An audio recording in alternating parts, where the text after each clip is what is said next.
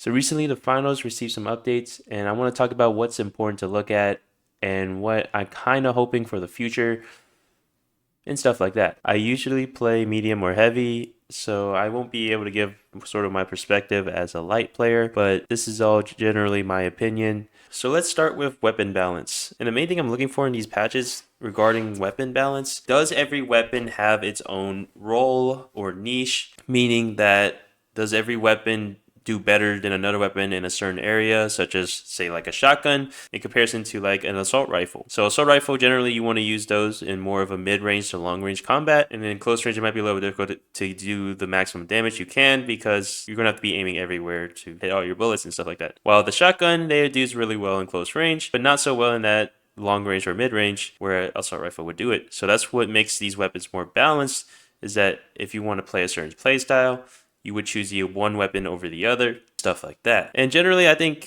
for the light class, all of these weapons are pretty balanced right now. But I mean, except for like dagger or like, I mean, the light class has a lot of weapons, and I'm pretty sure it's gonna be pretty difficult to balance all of them.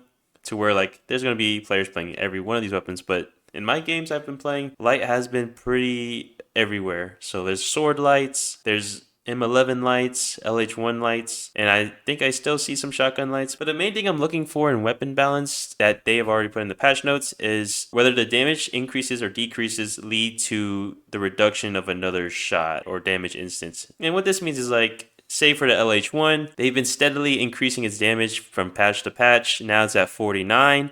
And the reason they didn't up it to 50 is because that would lead to the LH1 three-shotting lights, because usually the health for everyone is at 150, 250, 350. And those are the health numbers for light, medium, and heavy. And having the damage go to 50 makes it really easy to just three-shot lights or five-shot mediums. Even if you up the damage by 2, it doesn't really lead to less bullets being shot. But there are certain damage points in every weapon where it requires less shots to kill someone. And for the LH1, that would be the 50 mark because it's already been hovering steadily around the high 40s. But it doesn't matter if it's in the high 40s, because if your gun is only doing 49 damage, you're still going to have to shoot the fourth bullet, even though they only need like 3 HP to die, you know? Hopefully I'm making sense. So really we're looking for effective damage increases and stuff like that. Of course, having an increase in 2 or 1 damage that doesn't lead to effective damage increases is still alright. Especially when you're playing with a team. The damage is not just going to be coming from you, it's going to be coming from your whole team. So any damage increase would be nice because it still reduces the time to kill for a specific enemy if you're all focusing the same person. So for the light class, they've done a lot of things with the light weapons over these few patches, and LH1, I already talked mostly about that, and I don't know, I think it's in a good place, I guess. The problem with the LH1 is like, the reason people don't really use it is because it's too hard to control, and I'm pretty sure they've reduced its firing speed quite a bit because it was very OP in the previous patches. But I'm interested to see if they will buff it again, because not everyone's going to use the LH1, but everyone is going to use the LH1 once it gets that 1 damage increase, where you can basically be soloing every team because you have to shoot less bullets in order to kill one person. The M11 is, it's whatever, but the shotgun definitely needed a nerf because it was too easy to just one-shot a character, but now they do reduce his damage a little bit, so I think that's a step in the right direction. I don't know, man, like, I don't play light, so. And the V9S, it's been nerfed like the previous patches, and for good reason, because every light player was using the pistol at one point, but now it's been too nerfed, I feel like, so they've just increased it by 1 damage. I mean, I don't think that it's a very significant change. Now, moving on to the medium. This is where things get a little interesting because the Revolver has been in an interesting place since release, because I remember trying out the Revolver and just being like, yeah, I can't hit anything with this gun. The dev seems to try to fix that, but even after the patch, I feel like it's still like not easy to hit bullets with this gun. And not only that, they nerfed its fall off, so like it's an even shorter range gun now. They reduced the damage fall off start range, so that means your gun will start doing less damage over range. Like you're not gonna be able to do. It just basically means that you're not doing damage at farther ranges, and I'm not sure why they're doing that, because like I'm gonna be honest, like the shotgun can basically be your revolver because it can do some pretty good, decent damage, and you don't even need to aim right at the enemy to do damage. Of course, you can't do headshot with the shotgun, but I just can't see the role or niche that the revolver will fit. If you want to play close range with revolver, you might as well use the shotgun. But if you want to play far range, you might as well use the AKM or the FCAR. So the niche is like, what is the revolver for really? And it's right now it's just sort of like if you can hit heads, which you still can't really do even with the decreased amount of bullet dispersion. It's a little difficult because I think they still need to tweak the revolver a little bit to make it have its own sort of identity. And right now it just doesn't have that. The grenade launcher increased from 100 to 110 damage. And usually you'll see small damage increases, and you saw a lot of it in the light weapons, like 1 to 2. But of course, when we're talking about weapons that have less ammo count and have AoE damage, the damage increases are probably going to get a little higher, or damage decreases are also probably going to get higher too, because each bullet is a lot more valuable. And I'm not really sure why they increased the grenade launcher damage, but it doesn't really make a difference. Like a 10 damage increase isn't really making a difference. Like you're still two-shotting lights and stuff like that. You're still three-shotting mediums. I mean, people haven't really been using grenade launcher, so I guess they wanted to up the damage a little bit. It definitely helps if you're playing in a team composition, and that extra 10 damage could be useful, but you still got 4 ammo and you got to reload. So it's still kind of annoying. The FCAR. So this is probably one of the bigger updates that people are probably complaining about. The FCAR get damage was decreased from 26 to 25. And I know every medium I've played against, I've been using the FCAR. I don't think this decrease really does anything because you're only reducing it by 1 damage. And I mean, it's not really an effective weapon change, but I don't know. I'm not doing the math here, guys. I'm not going to do the math for you. I'm just going to tell you my thoughts, all right? But I don't think it's such a big deal. Like I do feel like the FCAR is overused, but I'm not sure if it's actually better. I don't understand why they did this, but they put this under weapon changes, and the Guardian turret counts as a weapon, I guess, even though it's a ability. But they decreased its health by 20, which is very like sort of insignificant. I feel like I don't even know why they did this. Like I can understand the frustration with turret because you could go against like 3 turrets and it takes forever to destroy one of them. So decreasing that health is good, but I feel like they needed to decrease that health a little more to make a difference. And I don't think decreasing it by 20 HP is going to really make a difference in how many people use the Guardian turret, or if Guardian turrets are easier to counter. So let's move on to the heavy. The grenade launcher increased by 3 damage. That's not too significant. You're just going to see a little bit more damage, and it's probably because all the heavies are either using the Lewis gun or the shotgun right now. Every other weapon is not really competitively viable right now, mainly because like the play styles are very different. The grenade launcher, you're going to want to play like, you don't want to play too close, but you also want to play towards areas where you can get bank shots and stuff like that. They might need to change up how the grenade launcher works instead of tweaking its damage and stuff like that, because it's a little bit difficult to play with, and I'm sure I'm not the only one that thinks that. And a Flamethrower used to be a little bit overtuned, but they nerfed it, but I think they nerfed it too much, and over these past updates, they've been trying to increase its fire rate and increase its damage. I feel like that Flamethrower is pretty interesting. I mean, there are definitely uses to the Flamethrower with goo and stuff like that, and damaging multiple enemies at the same time, but getting those enemies to all come together is a little difficult. You're not going to usually see a Flamethrower hitting multiple enemies all the time.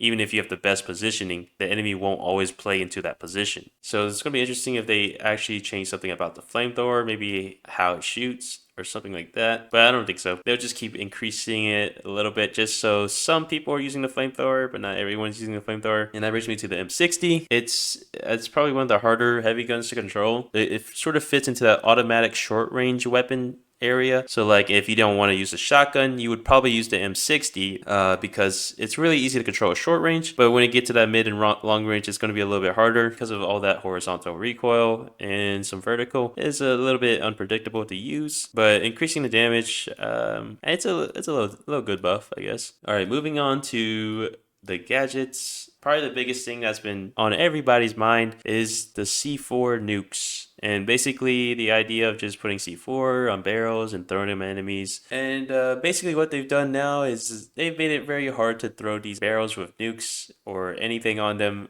far range. Attachables such as C4s and stuff will add weight to these objects. So when you're throwing them, they won't go as far. But yeah, it's pretty nice, because like it makes sense that if you put stuff on a barrel, it's not going to travel as far. But I mean, from what I've seen that this update's done is like people are just going to use red barrels because it doesn't seem like it's really affected nukes on red barrels. The nuke problem is still there a little bit, but they also changed the C4's damage. So now it does 155 player damage instead of 210, and the minimum damage it can do is 100 instead of 120. So you're going to be doing a lot less damage with these nukes, but you're still going to be able to one-shot lights, one-shot mediums, and maybe one-shot heavies if you're able to hit the red barrel on the heavy, because you do 50 damage with the red barrel if it hits them, but you're still going to only do about 210 damage if you have 2 C4 on the red barrel and you only hit them with the C4 explosion. I mean, it's a good step in the right direction, but I think the issue they still have with the nukes is still a little prevalent because like people are still getting one-shotted with little counterplay. So I'm interested to see what other steps they'll take towards that. Originally, I thought that it would be better just to have one C4 like in the heavy kit. I'm not sure why there's just 2 C4. I guess they just want more explosions or something like that, but it seemed to me just having one C4 in the heavy kit would be a lot better than having 2, because now it just feels like there's no reason to put C4 on other barrels unless you're playing super close range, and I don't know, maybe you have a barrel lying around. I don't know, it just doesn't feel fun to throw barrels now, except red ones, I guess. You kind of want people to use all your barrels, right? I don't know. Flashbang, lower the cooldown, okay, I guess. My main issue with the flashbang is that they try to take something from a game like Valorant or CSGO where you're throwing flashes and you get that brief moment where you get the advantage and you're able to kill someone instantly with one shot. But in this game, that's not really how it works, because a lot of the time you won't be killing people in one shot or in a very short amount of time. So like the point of a flashbang is not very useful in this game. And this is why you probably don't see flashbangs very often, because they don't really give you that much of a great advantage. Because even if you get the flashbang off, it's not guaranteed that you will get the kill. It might be better to get another gadget that is more likely to give you value than a flashbang. Gas mine increased. My issue with gas mine is that it's cool they increased the cooldown. I mean, it is a bit spam. It's sort of a spammy type of thing, but increasing the cooldown is an interesting way to balance it, because I feel like they're just doing a bunch of lazy balances, so they're increasing the cooldown, increasing the damage, when they could be doing a little bit more to it. But I mean, that's a little harder to do. It might take them more time. But like gas mine, my issue with gas in general actually is like there are times where you can be standing in the gas but not taking damage, but there are also times where like it feels like you're not in the gas but you are taking damage. So I think finding a way to make gas more readable and like knowing where you'll take damage and where you're not is probably the number one priority, or it should be a number one priority for the devs, because that's my main issue of gas is like it's hard to tell where you're going to take damage. And I feel like in a competitive game, that's going to be pretty important. I mean, I don't want to be like young Sheldon and have to do like math and things like that to find out where I'm going to take damage, you know? So that's my thoughts on the gas. I guess increase the cooldown is okay, 2 seconds. I mean, that's whatever though. Incendiary Mine, I mean, of course they're going to decrease that. No one uses that. There's not really a use for it. Vanishing Bomb, decreased. I mean, okay. Another thing to the heavy is the RPG, alright? The player damage from 150 to 140. I mean, I think it's a good change, because bringing a light into a game is sort of risky, because at any time you could just get shot by an RPG. And it's sort of like a nuke, right? Where there's not much counterplay you can do. You can't dash a million miles away to not get RPG'd. If you dash, you're still probably going to get hit by the RPG, and you might even take that full 150. And it's just little counterplay to it. If you're not playing someone like Heavy, who has Mesh Shield, playing Medium, I guess instant APS, but like, who's really ready to APS a 150 damage burst? And it's a little bit difficult, and I think lowering the damage a little bit is a good call. So 140, so lights won't instantly die to an RPG, but they can still get killed pretty easily after. They're slowly trying to move players into the light, but with the dominance of medium and heavy, these like first beginning like updates, a lot of people have already know how to play medium heavy, so a lot of people won't be moving to light really, but they're making it a little easier too, which is pretty nice, I guess. Decreased stun duration for stun gun, yeah, that's My main issue with the stun gun is like previously they had the stun gun mess with your sensitivity when you got hit with it, which was like a little bit pretty bad. It was like pretty bad. Like people could abuse, like people could just increase their sensitivity when you get stunned, and then just, it was pretty abusable. But they changed it so that it doesn't change your sensitivity. But the stun gun is interesting because it's a short range gadget that slows enemies and forces them to shoot close range by making them only hip fire. But because you have to get close to use the stun gun, you're just letting the enemy use the only thing they can use against you is hip fire. It's kind of counterintuitive, and of course you can still shoot the stun gun at some form of range, but you don't really know how far that range is because like it's not like the stun gun tells you how far it's going to travel when you shoot it. So obviously you're going to opt to get a little closer to make sure the stun gun doesn't run out of range when you shoot it. But when you get closer, they're just going to hip fire you. So you're still going to take damage. So it's like the stun gun forces you to get close, but it doesn't stop them from shooting close, or it doesn't stop them from, I don't know, I just feel like it just doesn't make sense to me. The enemy was probably already going to hip fire you because you're close range anyways. Not sure where they want to take the stun gun because they decreased the stun duration, but that I feel like that wasn't the main issue people had with the stun gun. I mean, right now the stun gun, I feel like it's pretty useful for just like, I mean, stalling time, I guess. Stopping people from defusing, that's one, and it's like, I mean, it's okay in that sense, but otherwise, I haven't really seen its use in sort of like a 1v1.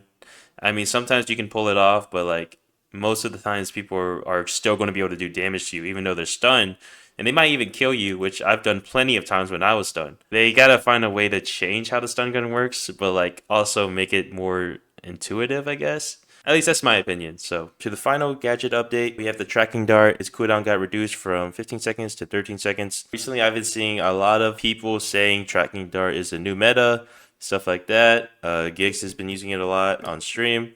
But I'm gonna be honest, like the tracking dart does not have a spot in high tier play, and I think that's the case because the times that you're using a tracking dart are usually at far ranges. Instead of doing the tracking dart, you could be doing damage with whatever weapon you're using. And I think that trade-off is just a little too much. And considering the tracking dart only gives you information of one of the players that you hit, and you have to hit him to get that information, it's a little bit like not really worth it. Because like if the point is to know where the enemy is and you want to kill that opponent, you're going to get close to them anyways, and you will know where they are just by hearing or by seeing them at close range. The objective of this game is not to kill people. So like if you want to know the enemy's location, there are a lot better ways to do that. Maybe playing for the objective, playing on the cash out site instead of like hunting for kills. And the reason why I don't think this is going to be very good for high tier play is because like people aren't going to use a tracking dart if they're playing for the objective, which I think most high tier play will be about the objective. So yeah, I just can't see the tracking dart being like super useful, but that's just my opinion. Obviously tracking dart is useful in some cases,